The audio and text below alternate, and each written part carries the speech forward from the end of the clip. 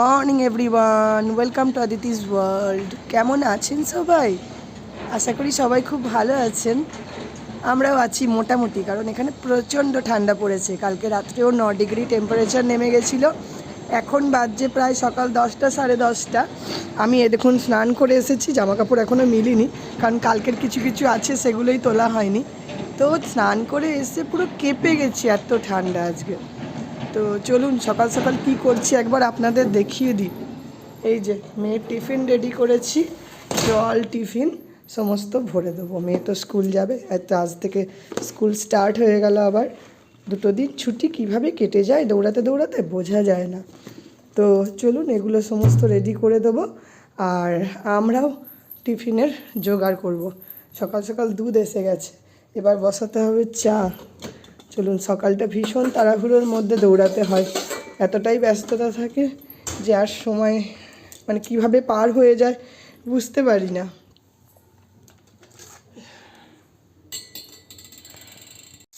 মিশিকে school পাঠিয়ে দিয়েছি, এবার আমি চলে এসেছি দুপুরে রান্নার জোগাড় করতে। মাছ ভাজতে বসিয়ে দিলাম। আজকে প্লেন মাছের ঝোল ভাত করব, কারণ কালকে রাতে ডাল বানিয়েছিলাম, অল্প ডাল আছে। আর একটু আলু দিয়ে প্লেন মাখা মাখা করে আলু মাছের ঝোল ঠিক করবো না, কারি মতন করব, যেহেতু ডাল আছে। আর রাতে তো বেগুন ভাজাও করেছিলাম, এই টুকটাক করে রয়ে গেছে সেগুলো। তো আজকে আর বেশি কিছু করার প্ল্যান নেই। চলুন আস্তে আস্তে কাজগুলো সারি। আর এখানে না সকালেই আমি কি করি, মিশি রাতে যে দুধ খায়, দুধের বোতলগুলো সমস্ত ধুয়ে স্টেরিলাইজ করতে দিয়েছি। এই যে এটা এখন ধীরে ধীরে হবে, ইন্ডাকশানেই দিই, একদম লোতে দিয়ে দিয়েছি, তাতে ধীরে ধীরে ধীরে ধীরে এটা হতে থাকে। সকালে তো দেখিয়েছি দুধ জাল দেওয়া হয়ে গেছে, সকালের কাজ মোটামুটি কমপ্লিট। এবার ধীরে ধীরে দুপুরের কাজে এগোচ্ছি। তো শ্রমিক চলে গেছে, এই যে মিশিকে আনতে যাচ্ছে। এখন রোদ উঠেছে দেখেছেন কেমন। ও লাঞ্চ করে নিল, কারণ এসে আবার ওর মিটিং আছে। আর আমার গাছগুলো দেখুন, আমি এদিকে বেরোতেই পারিনি আজকে সকাল থেকে। তো দেখছি যে আজকে অনেকগুলো ডালেই ফুল এসেছে, ভালো লাগছে, বেশ সুন্দর লাগছে ফুলগুলো দেখে। আর এই দেখুন এই গাছগুলোরও দেখেছেন চেহারা ফিরে গেছে, কি সুন্দর গ্রিন গ্রিন কালার এসেছে। মাঝে ইয়েলো হয়ে গেছিলো, এগুলো আমি ভাবছিলাম হবে কি হবে না, কিন্তু খুব সুন্দর হয়েছে। অ্যাকচুয়ালি শ্রমিক খুব নিয়ম করে এগুলোর পরিচর্যা করে, জল টল দেয়, দেখাশুনো করে ভালোভাবে। ও যেদিন পারে না আমি সেদিন দিয়ে দিই, কিন্তু সেটা খুব রেয়ার, ওই করে। তো দেখি এই পেঁয়াজ পাতা থেকে কতটা পেঁয়াজ কলি বেরোয়, যতটুকুই হয় ভালো লাগবে যদি করতে পারি। আর ড্রাগনের গাছটা দেখুন ঘর থেকে বাইরে বেরিয়ে যাচ্ছে, ছোটো ছোটো পাতাগুলো বেরিয়েছিল না, এগুলোও দেখুন বড় বড় হয়ে গেছে। তো চলুন আমি আস্তে আস্তে টুকটাক করে কাজগুলো সারি, তারপরে মিশি চলে আসলে আবার মা মেয়ে খেতে বসবো।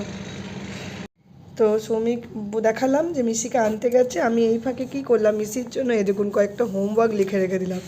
এগুলো ট্রেস করবে, নিজের নামটা একটু একটু করে এখন লিখছে, ট্রেস করে, অতটা তো মানে চেনে নি। আর এই ম্যাচিংগুলো খুব সুন্দর শিখেছে, এই ম্যাচিংগুলো ওকে করাচ্ছি। পিকচারের সাথে লেটারের ম্যাচিং ও জানে, যে F for flower, C for cap, এগুলোও জানে। তো এগুলো দিয়ে ম্যাচিং করাবো। আর এই নাম্বারগুলোও চিনে গেছে মোটামুটি, কোনটা কি নাম্বার নিজে নিজেই ম্যাচিং করে। এই যে আগে করেছে, আপনাদের দেখালে বুঝতে পারবেন, ব্যারান দেখাই, এই যে এই দেখুন করেছে। তো জানে এগুলো, ফিগারগুলোও জানে। আজকে আর ফিগার দিইনি, আজকে এগুলোই করাবো। তো চলুন, মিশি চলে আসবে, তো এখন এটা রেডি করে নিয়েছি, এরপরে ও এলে ওকে সন্ধ্যের দিকে আবার এটা করাবো। তো দুপুরের লাঞ্চ সেরে একটু রেস্ট নিলাম, তারপরে এই যে চলে এসেছি বিকালের একটা রেসিপি কিছু বানাবো। এই যে একটা মাশরুম আছে, তো এটা লোকাল মেডই এখান থেকে নিয়ে এসেছিলাম। আর এই ব্রকলিটা এবার নিয়েছি অনলাইন থেকে, কি সুন্দর ফ্রেশ দেখেছেন, এত ভালো হয়েছে। তো ব্রকলি দিয়ে মাশরুম দিয়ে, আলুটা নেব না, আলুটা অন্য কাজে লাগাবো। আর এখানে নিয়েছি ক্যাপসিকাম দিয়ে একটা মানে ইচ্ছা আছে যে বাটার মাশরুম বানানোর, বাটার গার্লিক মাশরুম। তো সেটারই প্রিপারেশন স্টার্ট করব। চলুন আস্তে আস্তে করা যাক। অলরেডি আমি আমার চ্যানেলে দিয়েছি, আর একদিন বানিয়েছিলাম, তো আজকে চেষ্টা করব পুরো ভিডিওটা দেওয়ার। তো বাটার গার্লিক মাশরুম রান্না করার জন্য প্রথমেই যা যা জোগাড় লাগবে সেগুলো আমি নিয়ে নিয়েছি। যেহেতু গার্লিক লাগবে তাই একটু গার্লিক নিলাম, এটা একটু বেশি পরিমাণে নিলে ভালো হতো, তো আমি এখন আন্দাজটা বুঝে নিই, আরেকটু নেব। পেঁয়াজ নিয়ে নিয়েছি কুচি কুচি করে কেটে। আচ্ছা, ক্যাপসিকাম, এখানে দিয়েছি মাশরুম, আর এখানে নিয়েছি ব্রোকলি। আচ্ছা, মেনলি এখানে ক্যাপসিকাম আর ব্রোকলিটা আপনারা স্কিপ করতে পারেন, কিন্তু মাশরুম তো দিতেই হবে যেহেতু বাটার গার্লিক মাশরুম করছি। ক্যাপসিকাম, পেঁয়াজ, তারপরে এই মাশরুম এগুলো দিলে আজ খুব ভালো লাগে টেস্টটা, আর একটু সবজিটা বাড়ে, অন্যরকম টেস্ট হয়। যদি বাড়িতে সুইট কর্ন থাকে বা যদি বেবি কর্ন থাকে, এগুলোও এর সাথে অ্যাড করতে পারেন। খুবই সুস্বাদু আর খুব হেলদি, ইভেন বলতে পারেন খুব মানে ইজি ওয়ে টু কুক, মানে এটা বলা যেতে পারে, এত তাড়াতাড়ি এটা রান্না হয়ে যায়। আর মেনলি এটার জন্য আমার প্রয়োজন হচ্ছে এই যে আমুলের আমি বাটার নিয়ে নিয়েছি, এই বাটার দিয়েই রান্না করব। কিছুটা সাদা তেল দেবো, মানে রিফাইন অয়েল, আর কিছুটা দেবো হচ্ছে বাটার। বাটারটা একটু বেশি পরিমাণে দেবো। প্রথমেই কি করব, এইগুলো দিয়ে ভেজে তুলে নেবো, এইটা ব্রোকলি আর ক্যাপসিকামটা। চলুন ধীরে ধীরে করি। এখানে কড়াইয়ে তেলটা একটু গরম হয়েছে, এই পর্যায়ে এসে আমি এইটুকু পরিমাণে এই দেখুন বাটারও দিয়ে দিলাম। বাটারটা একটু গলতে সময় দিতে হবে। আর সবথেকে মজার ব্যাপার, বাটার কিন্তু তাড়াতাড়ি জ্বলে যায়, তো তাড়াতাড়ির মধ্যে রান্নাটা সারতে হবে। দেখেছেন বাটারটা তাড়াতাড়ি গলে যাচ্ছে। বাটারটা ভালোভাবে গলে যাক। এই পর্যায়ে এখানে আমি সমস্ত ভেজিটেবলগুলো অল্প অল্প করে ভেজে তুলে নেব। মাশরুম দেবেন না আগে, বলবো আগে অন্য ভেজিটেবল ভেজে তুলবেন। মাশরুম আগে দিলে মাশরুম থেকে জল বেরিয়ে যাবে, তাহলে তেলটা অকেজ হয়ে যাবে। এই তেলে আর অন্য কিছু করতে পারবেন না, তেল বা বাটার যেটা ইউজ করছেন সেটাতে বাকি সবজি ভাজা খুব দুষ্কর হয়ে যাবে। তো এটা মোটামুটি বাটারটা গলে গেছে। চলুন এক এক করে এগুলো ছেড়ে দিই। ব্রোকলি, আগে ব্রোকলিটা ভেজে তুলব, তারপরে যে ক্যাপসিকাম আছে ওটা তুলব। তো এখানে দেখতে পাচ্ছেন ক্যাপসিকাম আর ব্রোকলিটা ভেজে নিলাম। মানে এটা খুব ভাজা করব না, সটের মতন করব, মানে হাফ ফ্রাই, স্যালো ফ্রাই যেটা বলে সেরকম করব। খুব বেশি ভাজা করব না, কারণ তাহলে পারে এটার টেস্টটা নষ্ট হয়ে যায়, আর ব্রোকলির যে গুণাগুণ সেটা বেশি ভাজলে নষ্ট হয়ে যাবে। তো এটাকে এরকমই ভাজা খায়। তো এই পর্যায়ে যখন এটা আমি ভেজে তুলে নিলাম, এরপরে ধীরে ধীরে আমি দিয়ে দেবো হচ্ছে সাদা তেল। একবার তো এইগুলো ভেজে নিয়েছি সমস্ত বাটার দিয়ে, আবার লাস্টে রান্নাটা হয়ে যাওয়ার পর লাস্টে একটু বাটার মেশাবো। তো এখন সাদা তেলই এটা রান্না করব। তো তেলটা মোটামুটি গরম হয়ে এসেছে। এই রান্নাটায় নর্মালি হলুদ ইউজ করে না। গতবার আমি যে দেখিয়েছিলাম তাতে আমি অল্প হলুদ মশলা সমস্ত ইউজ করেছিলাম, কিন্তু এবারে আমি আর করব না। পুরো অথেন্টিক যেভাবে বানাই সেইভাবেই বানাবো। তো তেলটা মোটামুটি ধোঁয়া উঠে গেছে। এই পর্যায়ে এখানে আমি ধীরে ধীরে এই কেটে রাখা পেঁয়াজটা দেবো। পেঁয়াজটা একটু বেশি পরিমাণেই দেবেন, পেঁয়াজ আর রসুনটা, তাতে ভালো লাগবে। রসুনের তো একটা সুন্দর অ্যারোমা আসে, তো এই রান্নাটার জন্য সেটাই মানে মেন, মানে যেহেতু ইনগ্রেডিয়েন্টস, তো একটু বেশি পরিমাণে দিলে ভালো লাগে খেতে। আর রসুন এখন মেশাবো না, আগে পেঁয়াজটা একটু গোল্ডেন ইয়েলো করে ফ্রাই করে নেবো, তারপরেই রসুনটা মেশাবো। এই রান্নায় বেশি মশলা প্রয়োজন হয় না। আর যে কোনো বাড়িতে যদি মনে হয় যে গেস্ট আসছে, হঠাৎ করে কিছু বানাতে হবে, বাড়িতে যদি মাশরুম থাকে, খুব তাড়াতাড়ির মধ্যে এটা অ্যাজ আ পার্টি স্টার্টারও এটা বানানো যায়, খুব ভালো হয় খেতে। তো এটা চলুন ধীরে ধীরে ভেজে নিই। আচ্ছা, যদি ঝালটা নিজের ওপর খাবেন, কেউ যদি মনে করেন যে ঝাল খেতে পছন্দ করেন, তারা অল্প মানে জিরি করে এখানে কাঁচা লঙ্কা কেটে দিয়ে দিতে পারেন। আমি দেখলেন এখানে কোনো ফোড়ন দিলাম না। যদি কেউ মনে করেন যে একটু ফোড়ন দিয়ে খাবেন, তাহলে অল্প সাদা জিরে ফোড়ন দিতে পারেন, আমি দিচ্ছি না।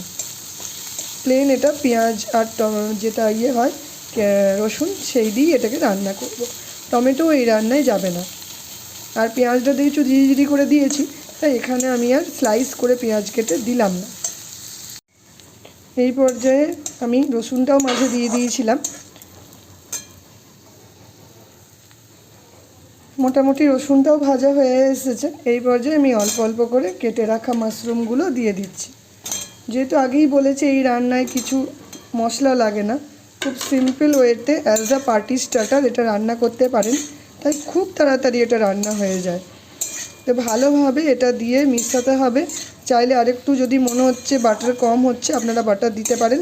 আমি এই পর্যায়ে বেশি বাটার দেব না, খুব অল্প সিম্পল মশলার মধ্যে অল্প তেলে এটাকে রান্না করব। এটা ধীরে ধীরে হবে, কিন্তু ধীরে ধীরে এটা সিদ্ধও হয়ে যাবে।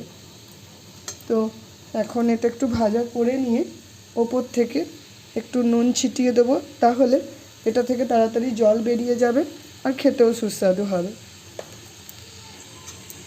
নুন দেওয়ার পরে এটাকে আরও কিছুক্ষণ এটাকে ঢাকা দিয়ে ভাজতে হবে। যারা হলুদ বা মশলা ছাড়া খেতে পারেন না তারা দিতে পারেন, বাট তাতে অথেন্টিক যে ব্যাপারটা সেটা আসবে না, অন্যরকম খেতে হয়ে যাবে। তাই বলবো যদি অথেন্টিক মানে বাটার গার্লিক মাশরুম খেতে চান তাহলে আমি বলবো এইভাবেই বানান। তো এটা আস্তে আস্তে ধিমে আঁচে হোক। আমি এখন একটা প্লেট ওপর থেকে এখানে ঢাকা দিয়ে দিলাম। ফিরে এলাম মিনিট 5-10 পরে। এটা দেখছেন অল্পতেই অনেকটা মানে কমে এসেছে, কারণ অল্প অল্প করে এটা থেকে জল ছেড়ে দিচ্ছে। আমি এর মধ্যে একটুখানি আগে থেকে মানে রেডি করে রাখা ক্রাস্ট ব্ল্যাক পেপার দিয়ে দিচ্ছি। আর এটা দিয়ে নিজেদের মানে স্বাদ অনুযায়ী এটাকে দেবেন, খুব বেশি দিলে কিন্তু ঝাল হয়ে যাবে, সেটা বুঝে দেবেন। এটা দিয়ে আরও মিনিট 15 এটাকে ভাজবো, তাহলে যে এটার ভাব মাশরুমের সেটা কেটে যাবে। হালকা ফ্রাইড ভাব এলে খেতে আরও সুস্বাদু হবে। একদম গলে এটা চুপসে যাবে তেমন নয়। তো এটা আরও কিছুক্ষণ সময় দিয়ে এটাকে ভাজতে হবে। মাশরুমটা মোটামুটি অনেক নরম হয়ে গেছে, এই দেখুন কত জল বেরিয়েছে, দেখতে পাচ্ছেন? যেহেতু নুন দিয়ে দিয়েছিলাম তাড়াতাড়ি জল ছেড়ে দিয়েছে। সিদ্ধও মোটামুটি হয়ে গেছে, এটা তো নরম হতে বেশি সময় লাগে না। আর এরকমই এটা স্যালো ফ্রাই হিসেবেও এটাকে খাওয়া যায়। তো এই পর্যায়ে এসে আমি আগে থেকে এই যে ভেজে রাখা ক্যাপসিকাম আর ব্রোকলিটাও এর মধ্যে দিয়ে দিলাম।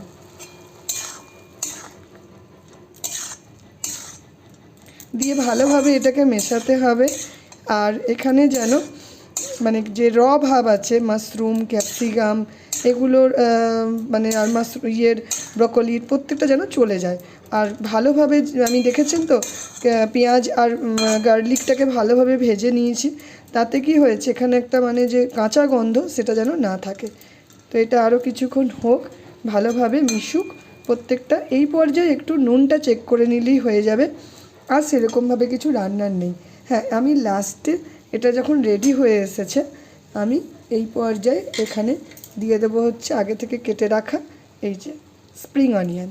এটা একটু অন্যরকম খেতে লাগবে তাই দিলাম, কারণ শীতের সবজি যতটা মানে এই রান্নাগুলো যতটা রেডি হয়ে যাওয়ার পর ওপর থেকে যদি গার্নিশ করে দেন তাতে খেতে সুস্বাদু লাগে। এটা কিছুক্ষণ নরম হোক। আর অ্যাজ আ স্যালাড আমরা তো এগুলো কাঁচাই খেতে পারি, কোনো অসুবিধা হয় না। তো যারা যারা পছন্দ করেন তারা খাবেন, যারা মনে করছেন এগুলো পছন্দ নয় তারা কিছু কিছু স্কিপ করতে পারেন। আর এটা রেডি হয়ে গেছে। এখন আমি আগে থেকে কেটে রাখা একটু ধনেপাতা দিয়ে দিলাম, ফাইনলি চপড করে নিয়েছি এটাকে। তো এই পর্যায়ে এই রান্নাটা রেডি হয়ে গেছে। এখন আর বেশি কিচ্ছু করব না, জাস্ট এটাকে কিছুক্ষণ 5-10 মিনিট ঢেকে রেখে দেবো। হয়ে গেল বাটার গার্লিক মাশরুম। তো এখানে বাটার গার্লিক মাশরুম বানিয়ে নিয়েছি উইথ ভেজিটেবলস, আর আমাদের জন্য এই যে চা বসিয়েছি। তো সমস্ত কাজকর্ম সেরে এই যে মিশিকে পড়াতে বসিয়েছি। এক পাতাও নিজে নিজেই লিখলো, এই যে ম্যাচিংগুলো করলো, এবার এটা লিখতে শুরু করেছে। তো সন্ধ্যে থেকে একটু খেলা করলো, তারপরে বললাম চলো একটু পড়ে নিই, কারণ স্কুলের লেখা একটু লিখে নিলে সুবিধা হয়। আর নইলে সকালটা তো সময় থাকে না, সকালটা যে ওর একটু লেখালেখি করবে ও আর সুযোগ পায় না। সন্ধ্যাটা একটু হাতে সময় পেলে কি হয় একটু পড়াশুনো করে নেয়, তারপর খেয়ে দিয়ে রাতে ঘুমিয়ে পড়ে। ভালো করে হাতে লেখা করবে কিন্তু, তাড়াহুড়ো করে খারাপ করবে না হাতের লেখাটা, হ্যাঁ প্রপারলি করবে।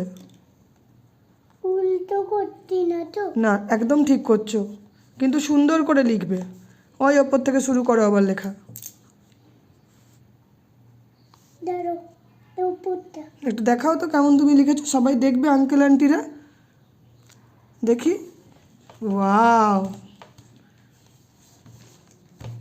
তো চলুন ওকে পড়াটা করিয়ে নিই, তারপর রাতের আবার রুটি করতে হবে। তো আজকের মতন ব্লগটা আমি এখানেই এন্ড করছি। যদি ভালো লাগে তাহলে প্লিজ লাইক, শেয়ার এবং সাবস্ক্রাইব করবেন। আজকের মতন শুভরাত্রি। শুভরাত্রি। বাই করো সবাইকে মিশিকা।